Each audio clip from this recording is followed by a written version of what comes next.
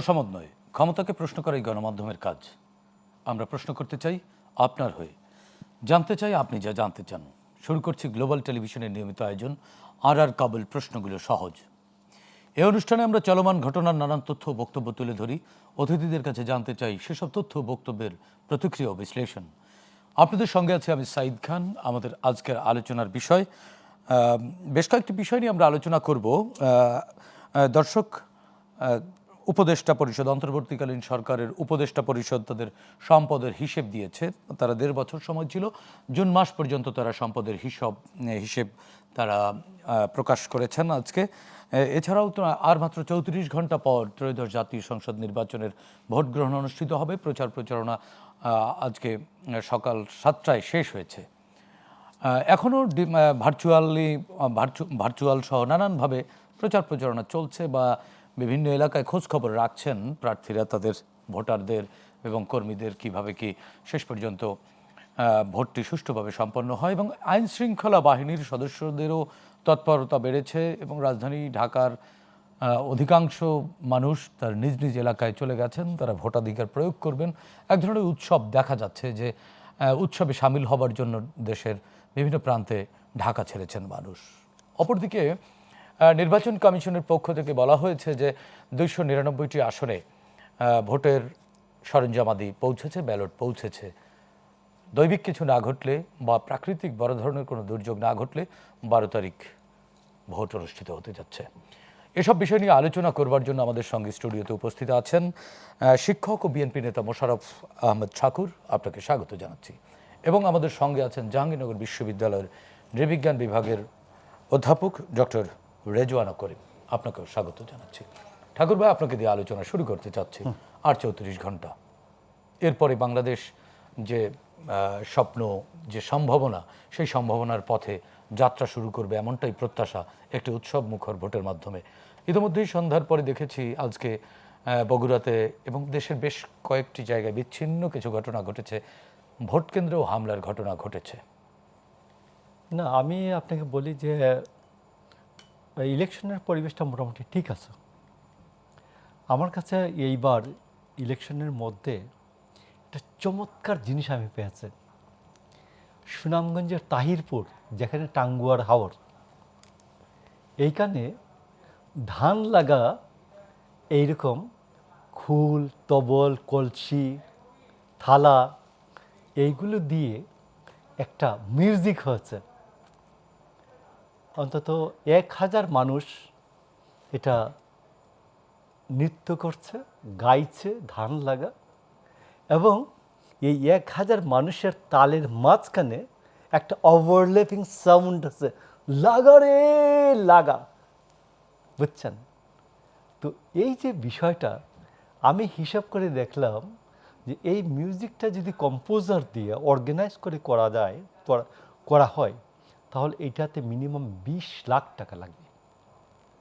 এটা ন্যাচারালি, আমি অনেক কিছু তালাক করছি, বলছি 20 লাখ টাকা হবে না। তো এই যে ন্যাচারালি মানুষ যে অনেক কিছু তৈরি করে ফেলে, ন্যাচারাল প্রকৃতির মধ্যে মানুষ অনেক সৃষ্টি তার নিজের আপন মনে তৈরি করে, এটা হচ্ছে একটা অসাধারণ একটা জিনিস। আমি আপনাকে বলছি, এটা হলো একটা ভোটের পজিটিভ দিক। আর অন্য দিকটা হচ্ছে আমাকে খুব ভাবিয়ে তুলছে, সেটা হচ্ছে যে আজকে দেখবেন সারাদিনই সোশ্যাল মিডিয়াতে আছে যে গত 25 দিনে এই সরকার 64টি প্রকল্পের অনুমোদন দিয়েছেন। 64টি প্রকল্পের অনুমোদন দিয়েছে, 1,06,000 কোটি টাকা। তার মধ্যে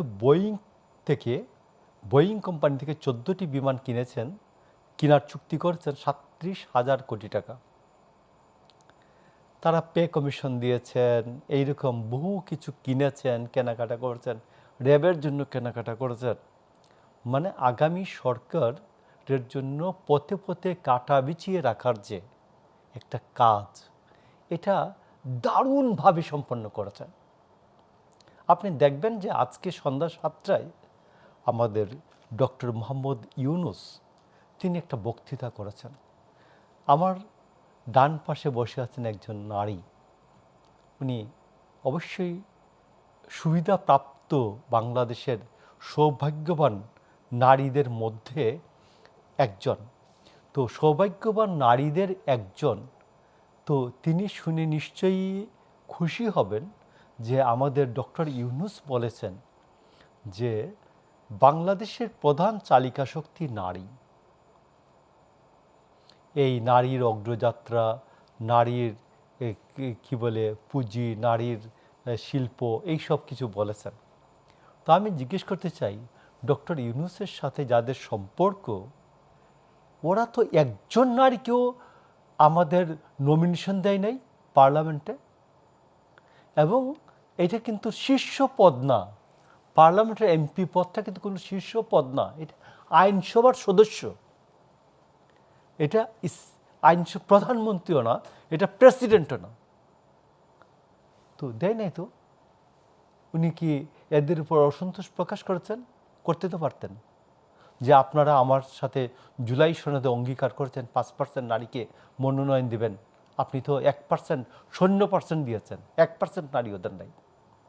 তো আমার কথাটা হচ্ছে এইখানে যে আজকে এই জুলাই সনদের কথা বলে যারা জুলাই সনদে স্বাক্ষর করলেন না, এনসিপি, তারা জুলাই সনদের অ্যাম্বাসেডর দিয়েছেন 270 আসনে, আর তারা জুলাই সনদের পক্ষে হার প্রচার চালাচ্ছেন, কিন্তু নিজেরা স্বাক্ষর করলেন না। যাদের সাথে গিয়ে জোট বেঁধেছেন তারা একজন নারীকেও নমিনেশন দিলেন না। তো এই সব মিলিয়ে আমি আপনাকে বলছি যে ইলেকশনেরকে সামনে রেখে অনেক ধরনের দ্বিচারিতা আছে, ব্যস্ত কেনাকাটার, জান্নাত কেনাকাটার বিষয়ে আছে, এই যে তারপর হিজাব নিকাব তো আছেই, তারপরে আরও বহুবিধ পর্দা, বহুবিধ কিছু আছে।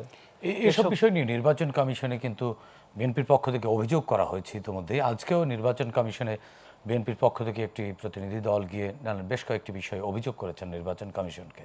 আপনি নিশ্চয়ই লক্ষ্য করেছেন গতকাল থেকে এই চিঠিগুলো ঘুরছে যে রিটার্নিং অফিসাররা, মানে জেলা প্রশাসকরা প্রার্থীদেরকে একটা চিঠি দিয়েছেন যে 13 তারিখ সকাল 10টায়, মানে শুক্রবার সকাল 10টায়, যে তারা বলেছেন সকল প্রার্থীকে রিটার্নিং অফিসারের কার্যালয়ে থাকার জন্য তারা সমন্বিত রেজাল্ট শিট, মানে একত্রীকরণের পর তারা বিধিসম্মতভাবে রেজাল্ট প্রকাশ করবেন।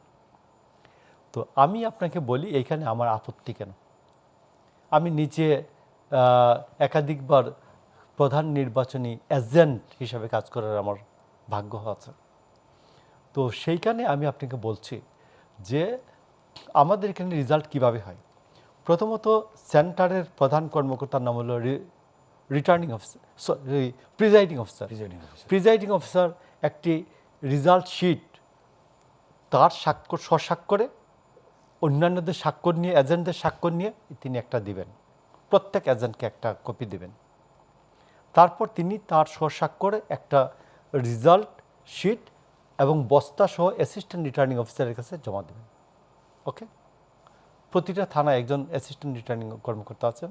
একাধিক থানায়, একটা থানায় যদি হয় তাইলে শেষ, আর একাধিক থানা হলে এইটা রিটার্নিং অফিসারের কাছে ওই 3 থানারটা শুধু উনি 3টা থানার 3টা অঙ্ক যোগ করে রেজাল্ট ঘোষণা করবেন।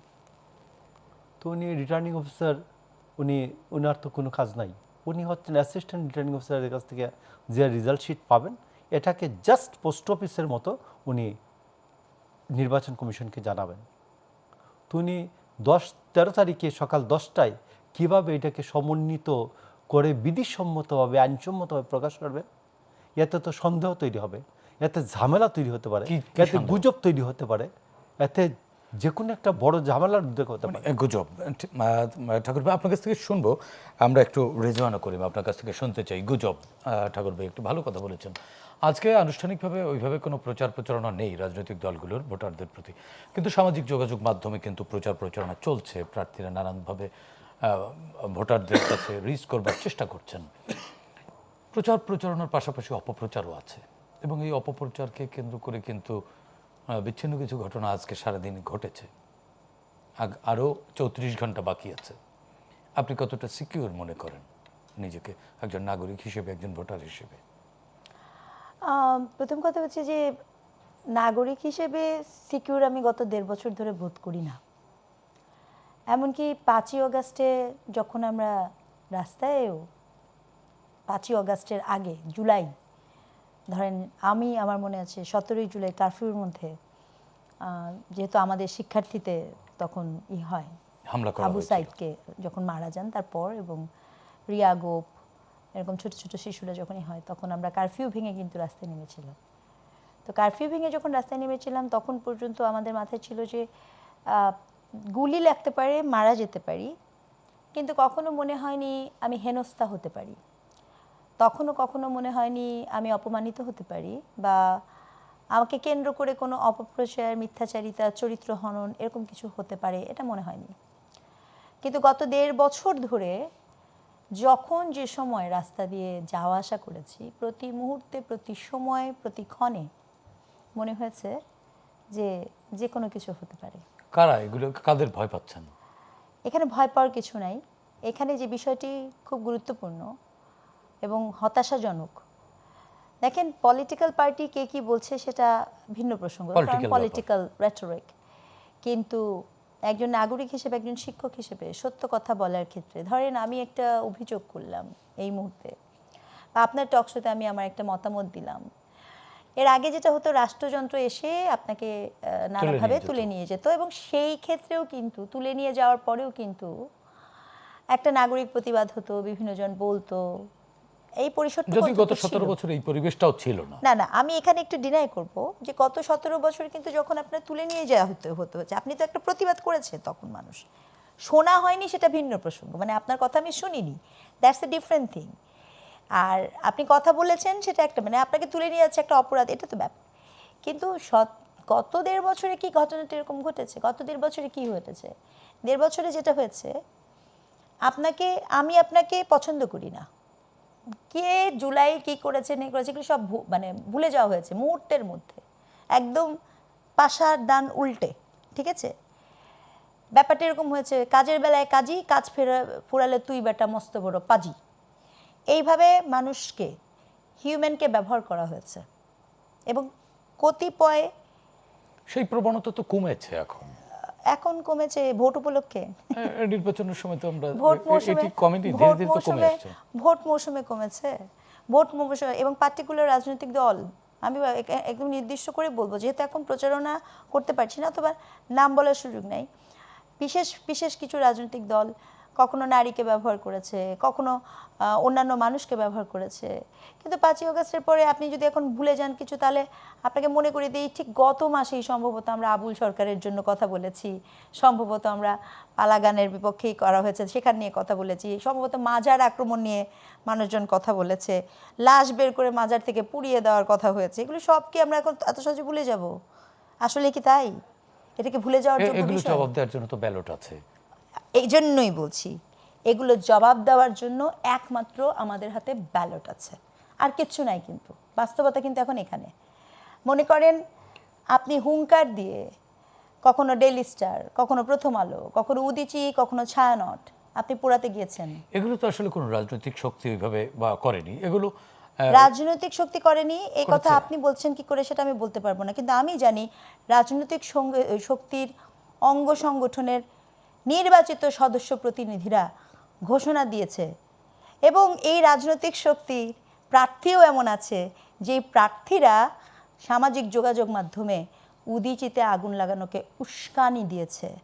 কাজে রাজনৈতিক শক্তি নাই এই ধরনের কথা কি করে বলা হয় তা ঠিক বলতে পারবো না, কারণ রাজনৈতিক শক্তি রাজনীতি করে ভালো, এই জন্য হয়তো বা সামনে আসে না, অথবা যদি এরকম কোনো বিপদে পড়ে তখন তারা তার দায়িত্ব নেয় না, তখন বলে ওটা ব্যক্তিগত, ওটা তাই সে করেছে, অথবা আমি দল থেকে বহিষ্কার করলাম, তাতে কি দায়বদ্ধতা থেকে মুক্তি পাওয়া যায়? আমরা এটা মনে করি না।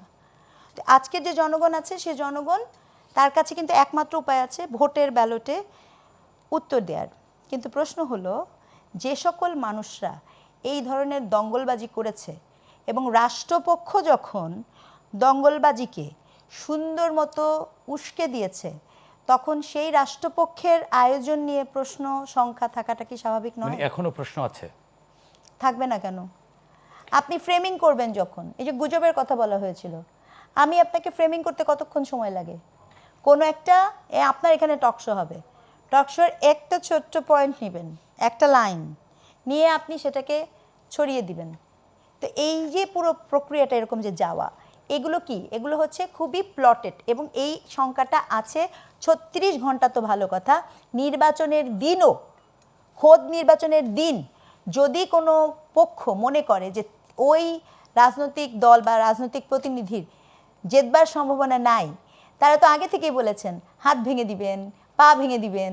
জি, তো আসলে পরিবেশটা কেমন সেক্ষেত্রে কি? থাকবে, 34 ঘন্টা পরের পরিবেশটা কেমন থাকবে আমরা শুনবো, আপনাদের দুজনের কাছ থেকেই শুনবো। আমরা ছোট্ট একটি বিজ্ঞাপন বিরতির থেকে ফিরে দর্শক আর কাবুল প্রশ্নগুলো সহজ নিচ্ছে একটি ছোট্ট বিজ্ঞাপন বিরতি, আমাদের সঙ্গেই থাকুন।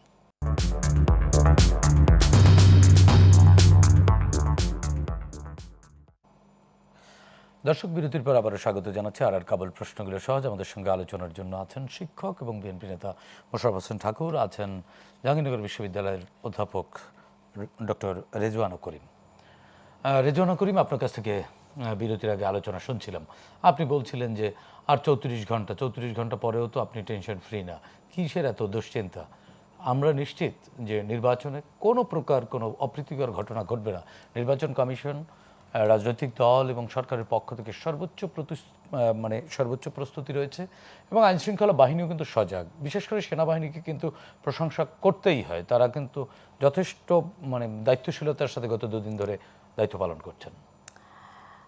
আমি আপনি নিশ্চিত হতে পারেন, আস্থা রাখতেই পারেন। আসলে এটা অনেক আপেক্ষিক ব্যাপার, কিন্তু নাগরিকের জায়গা থেকে যখন আমি আজকেও বিভিন্ন জায়গায় এই ধরনের সংঘর্ষের খবর পেয়েছি, আজকেও যেহেতু পত্রিকায় আসছে বগুড়াতে আপনার বিএনপি এবং জামাত ইসলামের মধ্যে সংঘর্ষ হয়েছে, একজনের চোখ তুলে হ্যাঁ, দেওয়া হয়েছে। এই ধরনের নিউজ যখন আজকে দেখেন, কথাটা কি সংঘর্ষ হয়েছে কিন্তু, রাইট? তারপরে আপনি দেখছেন যে এখনও এরকমও নিউজ পাওয়া যাচ্ছে যে বিভিন্ন জায়গা থেকে নানা ধরনের দেশি এবং বিদেশি 2 ধরনের অস্ত্র অভিযানেই কিন্তু অস্ত্র আসছে। এই যে পারসেপশন অফ অস্ত্রর কী ধরনের আয়োজন করে রাখা হয়েছে, সেই বিষয়গুলো কিন্তু আমরা জানি না। একটা কথা আমি বলতেও চাই, শঙ্কার ব্যাপারটা কিন্তু শুধুমাত্র ভায়োলেন্সের সাথে যুক্ত এরকমও না। ধরেন আমি একজন নারী হিসেবে যদি জানি যে আমি ভোট দিতে যাব, দেখে আমি সেদিন একটি টকশো দেখছিলাম, আমি উইথ ডিউ রেসপেক্ট নাম উল্লেখ না করে বলি, তো টকশোতে একজন যিনি পার্টিসিপেটার ছিলেন, তিনি বলেই দিচ্ছেন আরেকজন নারীকে যে আমি জানি আপনি অমুক দলে ভোট দিবেন না। দেখেন, উনি কিন্তু জাস্ট তাকে জাজ করে বলে দিচ্ছেন।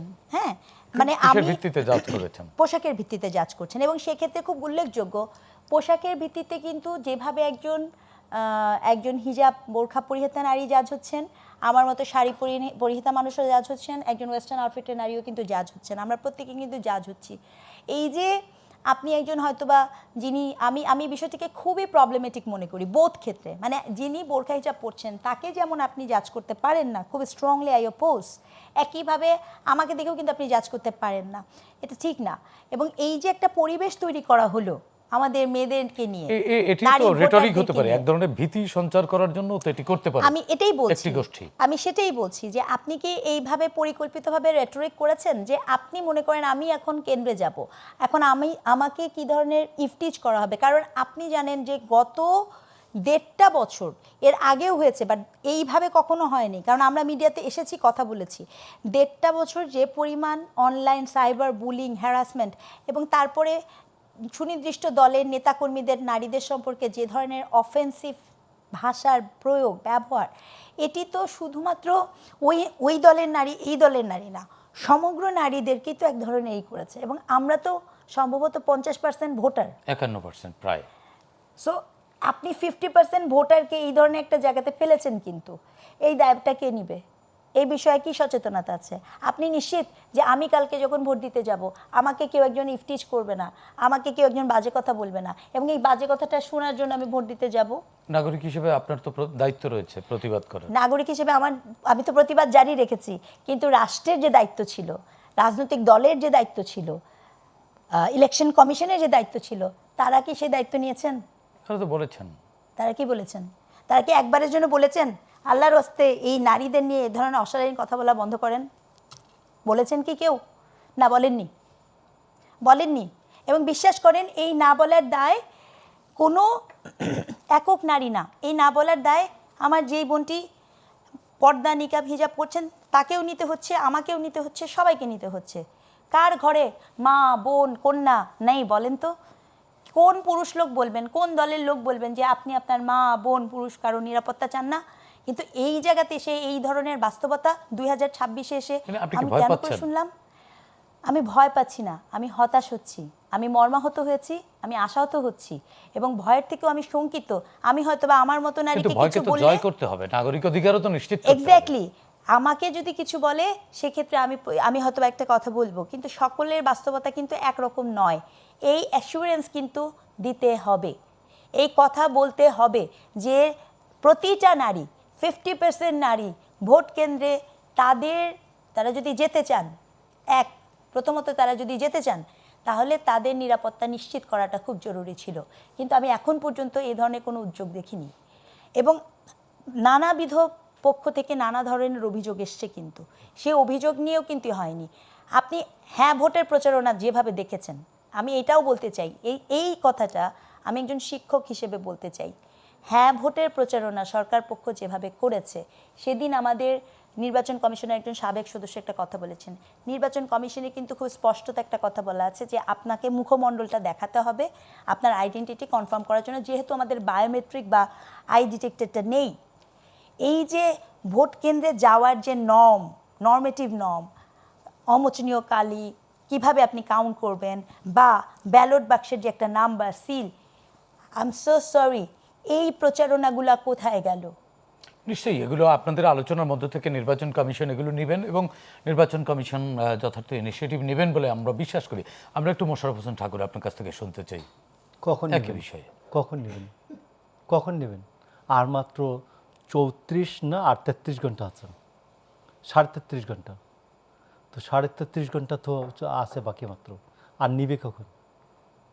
নেওয়ার সময় আছে। তো এই জন্য আমি আপনি বলছি যে যারা পুরো আমাদের নারী সমাজকে একটা ঝুঁকির মধ্যে ফেলে দিল। কারা ফেলেছে? এটি তো সরকার ফেলেনি, নির্বাচন কমিশন ফেলেনি। প্রথম কথা হচ্ছে, সরকার এবং নির্বাচন কমিশনের দায়িত্ব ছিল যেন এটা না পড়ে, কেউ ঝুঁকির মধ্যে না পড়ে। কারো আচরণে, কারো কথাবার্তার মধ্য দিয়ে যে ঝুঁকিটা তৈরি হয়, এটা নিরসনের দায়িত্ব হচ্ছে সরকার এবং নির্বাচন কমিশনের। সরকার এবং নির্বাচন কমিশনের এইরকম কোনো দায়িত্ব পালন করতে আমরা দেখি নাই। এখন আসুন, যারা এই ঝুঁকিটা তৈরি করলো, যে তারা বলল কি যে এই হলো কবরে বেশি দিন থাকবেন না মাটির উপরে বেশি দিন থাকবেন? কবরে বেশি দিন থাকবো।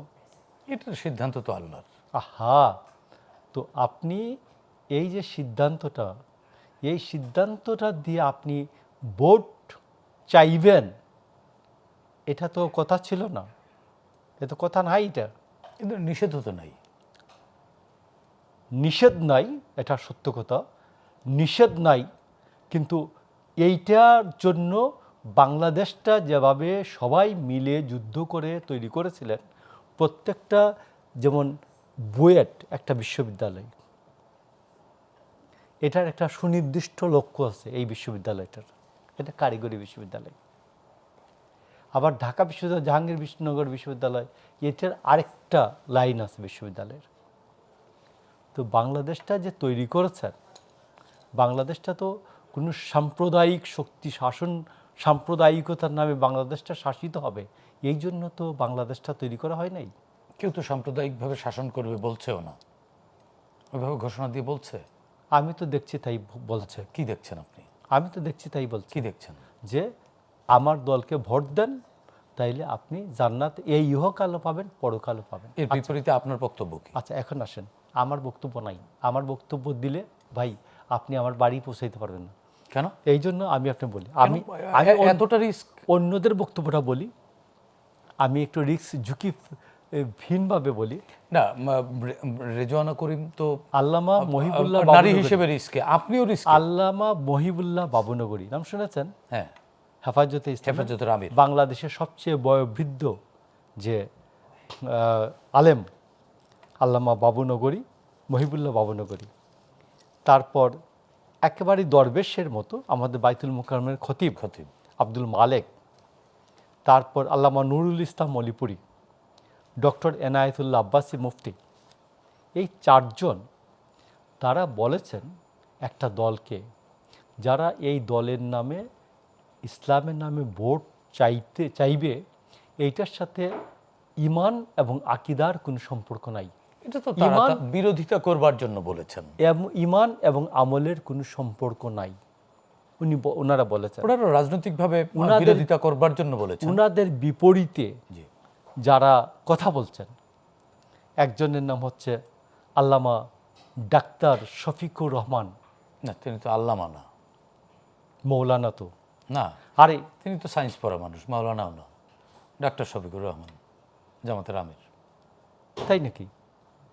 তাই নাকি? তিনি তো সায়েন্স পড়া, তিনি তো জামাতে ইসলামীর আমির হয়ে যান ডাক্তার, মানে বুয়েটের আমির হয়ে যান ডাক্তার, বুয়েটের বিসি হয়েছে ডাক্তার, জাহাঙ্গীরনগরের বিসি হয়েছে কি ডাক্তার নাকি?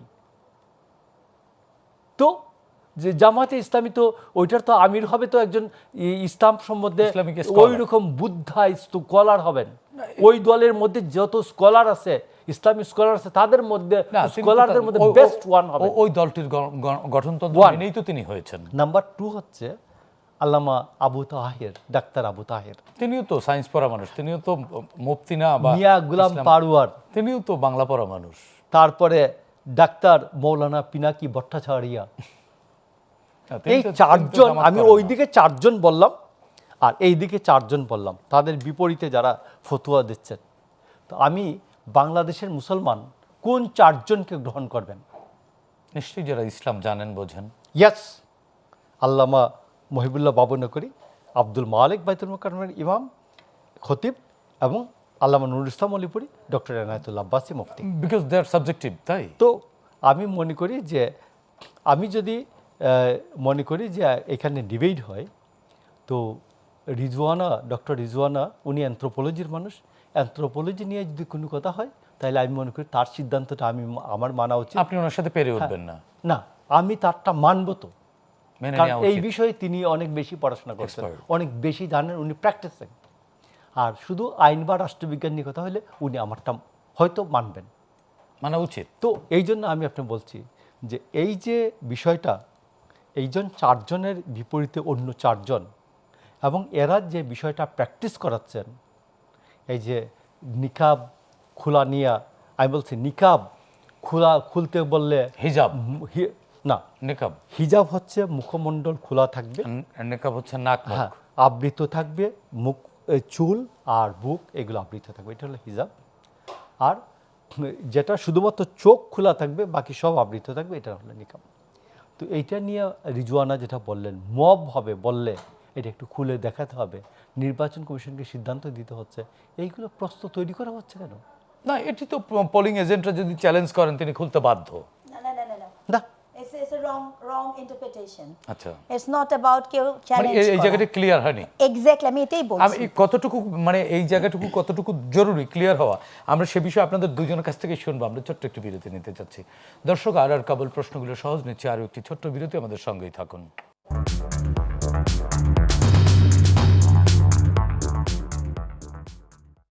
দর্শক, বিরতির পর আবারও স্বাগত জানাচ্ছি। আর কাবুল প্রশ্নগুলো সহজ, সরাসরি যাচ্ছে আলোচনায়। ঠাকুর ভাই, আপনার কাছ থেকে আলোচনা শুনছিলাম। না, এখানে আপনার কথাটা হচ্ছে যে জামাতে ইসলামী যারা চালাচ্ছেন এরা কেউ ইসলামী স্কলার না।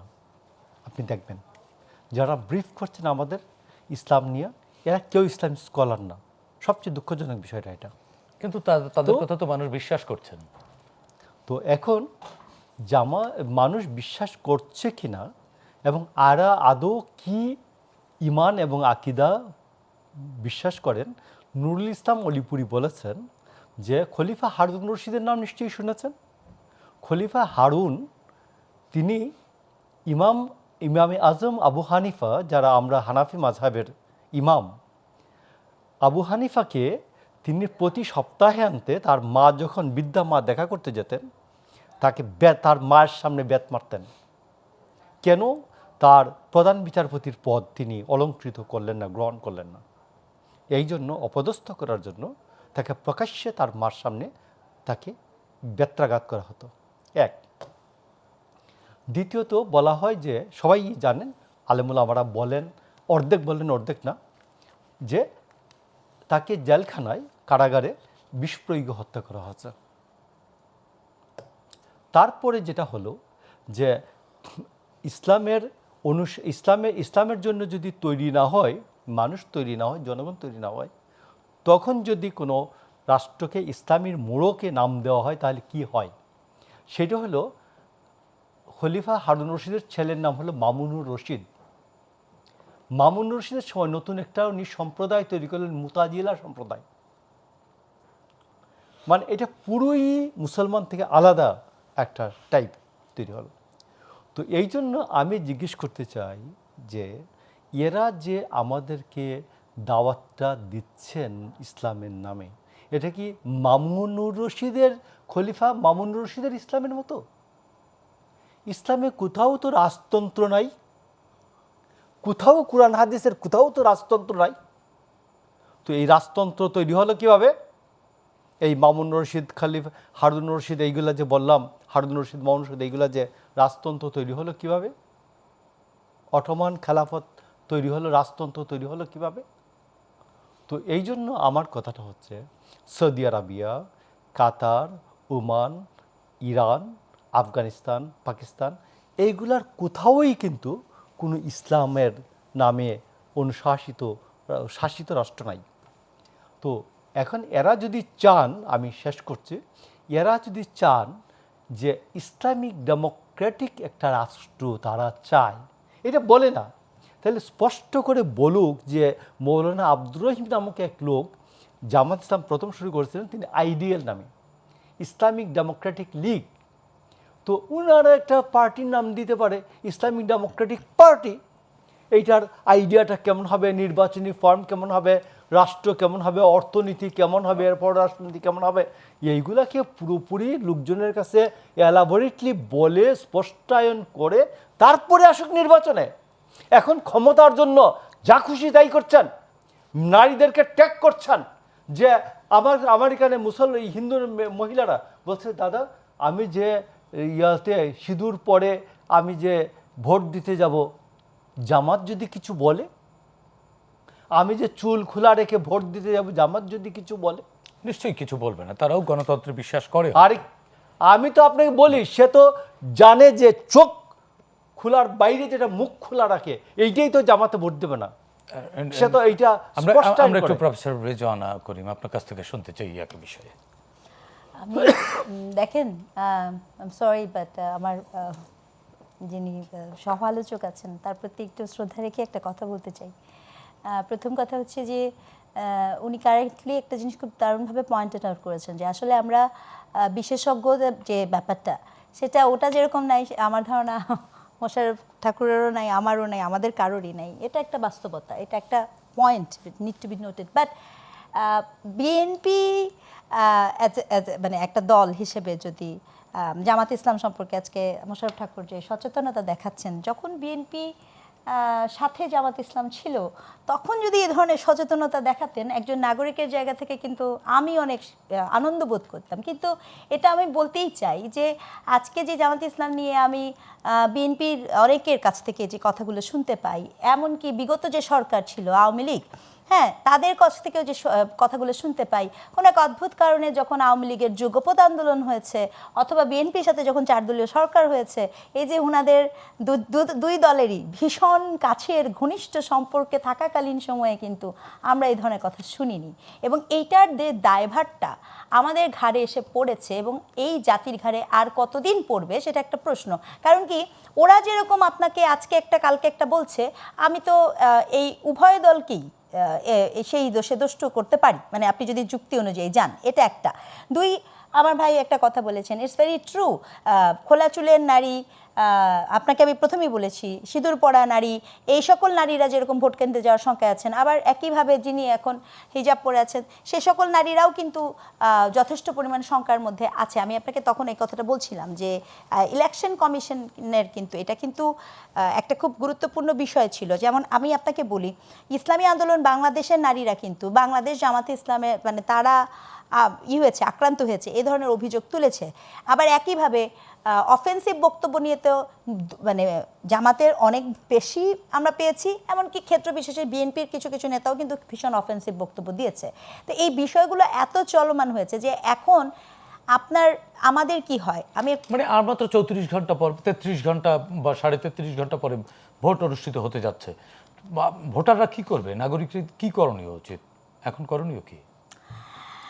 নাগরিকের সিদ্ধান্ত নিতে হবে নাগরিকের যুক্তিতে। আপনারা দুজন মিলে যে আলোচনাগুলো করলেন, এক ধরনের ভয় আছে, শঙ্কা আছে, এই ভয়কে তো আমাদের জয় করতে হবে, তাই তো? কিভাবে করব? আচ্ছা, ভয়কে জয় করার প্রথম বিষয় যদি আপনি এই সকল হতাশাজনক বিষয় বাদ দিয়ে বলেন, প্রথম হচ্ছে আমি বলবো বাংলাদেশের প্রতিটি মানুষকে আপনি যে দল করেন, নো ম্যাটার হোয়াট, আমাদের দেশটি গত 1.5 বছরে অনেকখানি পিছিয়ে গেছে। ভোট কেন্দ্রে যেতে হবে ভোট দেওয়ার জন্য, কারণ দেশের ইকোনমিক অবস্থা ভালো না, আমাদের একটা নির্বাচিত সরকার দরকার। আপনি যেখানেই ভোট দেন, যাকেই ভোট দেন, মানে কোনো সমস্যা নেই, কিন্তু ভোট কেন্দ্রে যেয়ে ভোটটা দেন, এটা হচ্ছে প্রথম।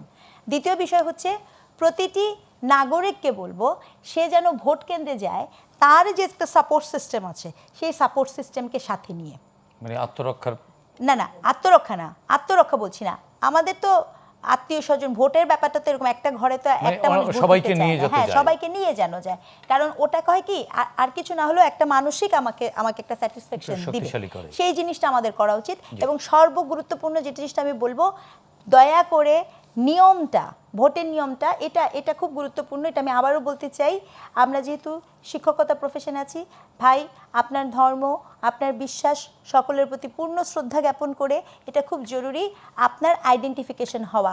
মনে রাখা প্রয়োজন, একটি দলের বিশাল সমর্থক গোষ্ঠী আছে যাদের এমনও হতে পারে তারা এখন এই মুহূর্তে দেশে নাই, কিন্তু তাদের কিন্তু ভোটার আইডি, ভোটের ইস্যু হয়েছে।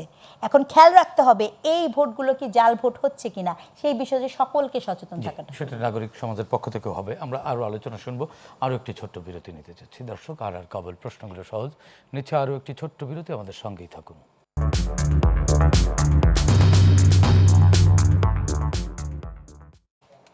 দর্শক, বিরতির পর আবারও স্বাগত জানাচ্ছি আর কাবুল প্রশ্নগুলো সহজ। যাচ্ছি সরাসরি আলোচনায়। ডক্টর রেজওয়ানা করিম, আপনার কাছ থেকে আলোচনা শুনছিলাম।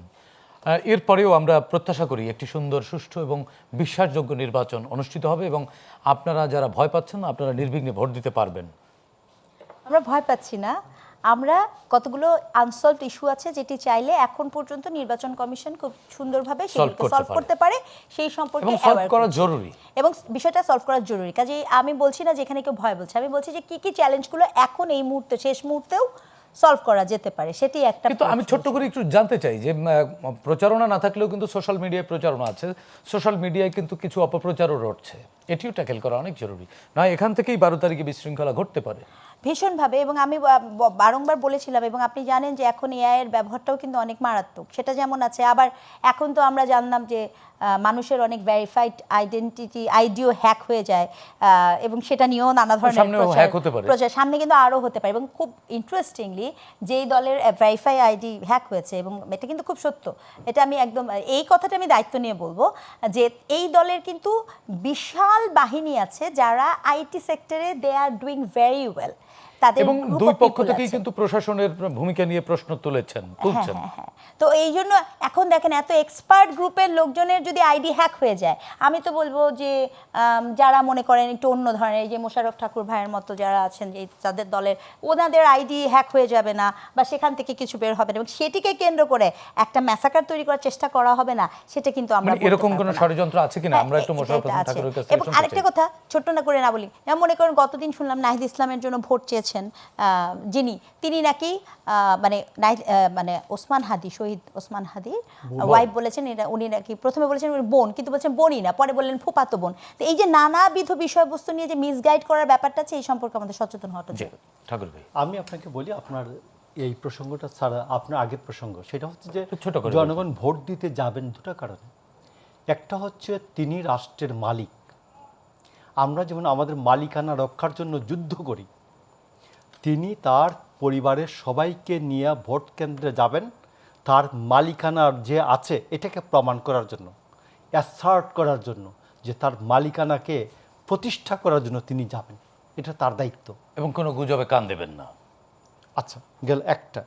আরেকটা বিষয় হচ্ছে যেটা আমি বলবো, সেটা হচ্ছে বাংলাদেশের যে সোশ্যাল ফ্যাব্রিক্সটা বা সোশ্যাল বন্ডিংটা, যে এটা প্রান্তিক লেভেলে দলীয় মার্কায় নির্বাচন হওয়ার কারণে যে নষ্ট হয়েছিল, এটাকে পুনর্গঠিত করতে হবে, ন্যাশনাল রিকনসিলিয়েশনের দিকে যেতে হবে।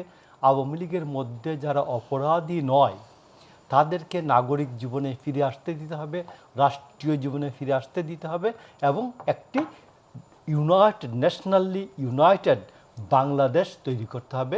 জাতীয় ঐক্য তৈরি করার জন্য এই নির্বাচন যেন কাজে লাগে, এইটা আমার প্রত্যাশা। জি, ধন্যবাদ মোশাররফ হোসেন ঠাকুর আপনাকে, ধন্যবাদ ডক্টর রেজওয়ানা করিম আপনাকেও। দর্শক, আর কেবল প্রশ্নগুলো সহজ আজকের মতো এখানেই শেষ করছি। অনুষ্ঠানটি পুনঃপ্রচার হবে আগামীকাল সকাল 7টায়। ফিরছি কাল রাত 9টায় নতুন অতিথিদের সঙ্গে নিয়ে। ততক্ষণ পর্যন্ত ভালো থাকুন, সুস্থ থাকুন, গ্লোবাল টেলিভিশনের সঙ্গেই থাকুন।